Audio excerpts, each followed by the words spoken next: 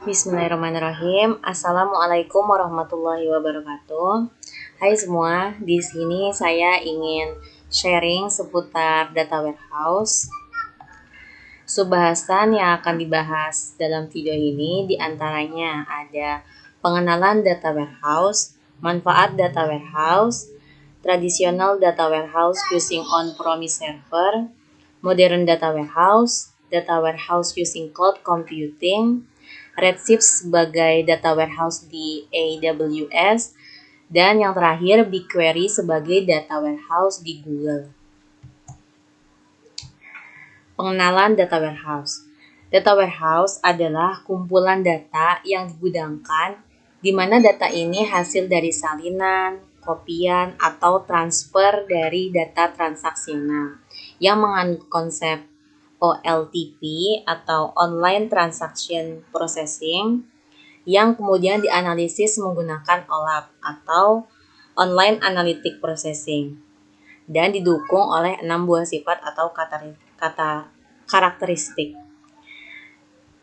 6 buah sifat atau karakteristik ini diantaranya yaitu subject oriented, integrated, process oriented, time variant, accessible, dan non-volatile. Nah, selanjutnya manfaat data warehouse. Yang pertama itu meningkatkan kualitas dan akurasi informasi bisnis suatu perusahaan atau organisasi. Kemudian mudah diakses dan mudah dipahami oleh pemakainya. Kemudian menjaga privasi dan keamanan informasi. Dan nantinya akan membantu proses pengambilan keputusan suatu perusahaan atau organisasi itu sendiri. Selanjutnya, traditional data warehouse using on-premise server. Data warehouse yang terletak di perusahaan atau organisasi itu sendiri, mereka membeli dan memasang sistem lokal, memerlukan hardware, ruang server, dan memperkerjakan staf atau tim IT sendiri. Jadi, data warehouse tradisional using on-premise server ini, semua datanya disimpan di mana perusahaan atau organisasi ini berada. Mulai dari pengadaan dan pengaturan infrastruktur atau software dilakukan oleh perusahaan itu sendiri. Sehingga perusahaan atau organisasi ini dapat dengan mudah mengontrol semua database yang ada di dalamnya.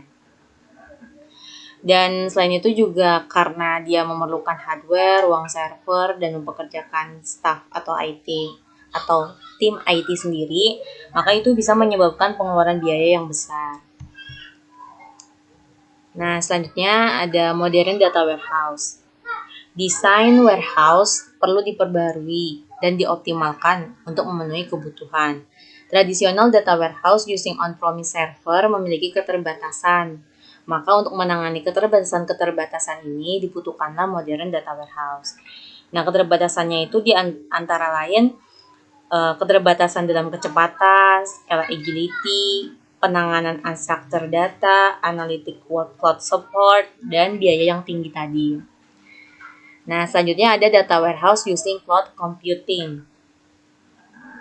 Data warehouse yang menjadikan internet sebagai pusat pengelolaan data, di mana memberikan akses pengguna dalam menjangkau data lebih jauh, menyediakan penyimpanan yang hampir tak terbatas, memberikan peningkatan kapasitas komputasi, dan lebih hemat pastinya.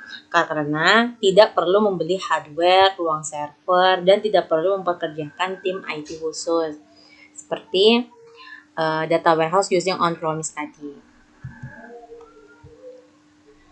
Nah, selanjutnya Redshift sebagai data warehouse di AWS. Redshift sebagai data warehouse di AWS ini adalah data warehouse MPP atau Mass Parallel Processing yang dimiliki dan didukung oleh Amazon Web Service atau AWS yang dapat menangani sejumlah besar data dengan kinerja optimal.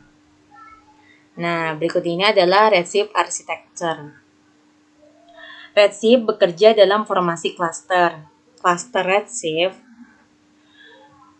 memiliki 2 atau lebih komputasi node biasanya ya, di mana dikoordinasikan melalui leader node.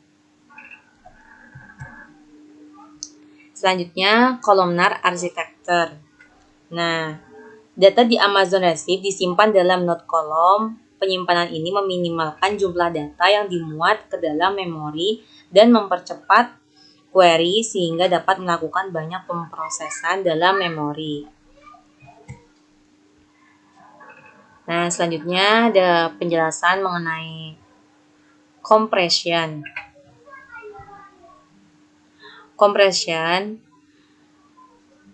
digunakan pada kolom nilai data saat baris ditambahkan pada tabel. Encode auto adalah default untuk tabel. Nah, Amazon Redshift dapat secara otomatis mengelola compression encoding untuk semua kolom pada tabel. Compression ini digunakan untuk mengurangi ukuran data. Selanjutnya ada data distribution. Tujuan distribusi data adalah untuk meminimalkan pergerakan data saat query berjalan, memudahkan pengelolaan dan memudahkan query data. Saat memuat data dalam tabel, Amazon Redshift mendistribusikan baris tabel ke node komputasi sesuai dengan distribution style yang dipilih saat membuat tabel. Nah, selanjutnya sort key, compound, and interleave. Redshift menggunakan sort key untuk mengurutkan kolom dan memfilter data saat menjalankan query. Compound sort key lebih efisien digunakan saat predikat query menggunakan awalan yang merupakan subset dari kolom sort key dalam pengurutan. Sedangkan interleave sort key memberikan nilai yang sama pada setiap kolom dalam sort key, sehingga query dapat menggunakan subset kolom apapun dalam pengurutan. Selanjutnya ada Aqua atau Advanced Query Accelerator. Adalah cache terdistribusi dan akselerasi hardware yang memungkinkan Amazon Redshift berjalan 10 kali lebih cepat daripada cloud data warehouse lainnya dengan secara otomatis meningkatkan jenis query.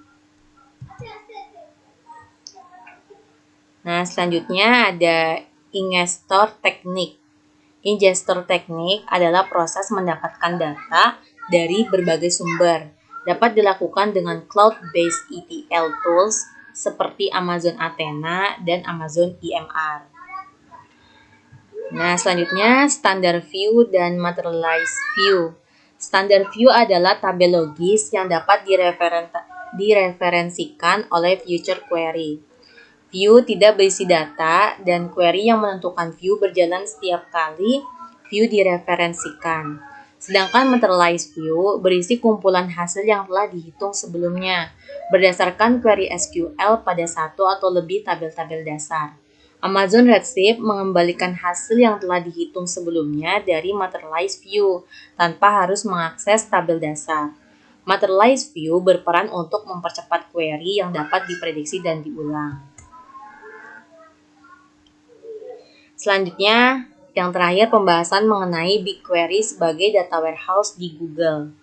Nah, BigQuery sebagai data warehouse di Google ini memiliki keutamaan scalability atau mampu menangani pertumbuhan yang besar. BigQuery mampu mengolah data berukuran petabyte dalam hitungan menit.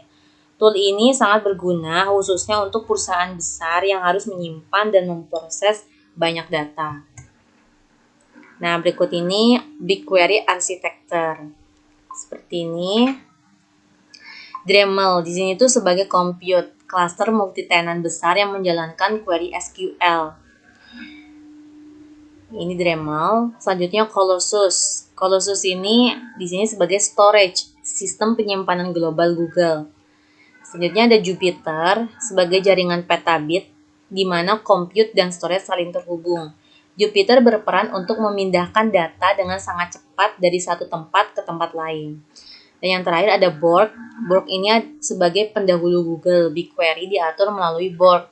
Mixer dan slot semuanya dijalankan oleh Borg yang mengalokasikan sumber daya hardware. Nah, selanjutnya ini adalah columnar architecture. Database kolomnar menyimpan data berdasarkan kolom. Ini mempermudah proses query analitik dan mempermudah data warehouse. BigQuery menyimpan data dalam format kolom yang disebut kapasitor, yang dikompres dan dienkripsi dalam disk. Nah, selanjutnya penjelasan mengenai compression. Pada BigQuery, data otomatis dikompres, dienkripsi, direplika, dan didistribusikan oleh sistem file terdistribusi Google yaitu Colossus. Colossus menggunakan pengkodean penghapusan untuk menyimpan potongan data yang berlebihan pada disk. Selanjutnya ada partition dan cluster.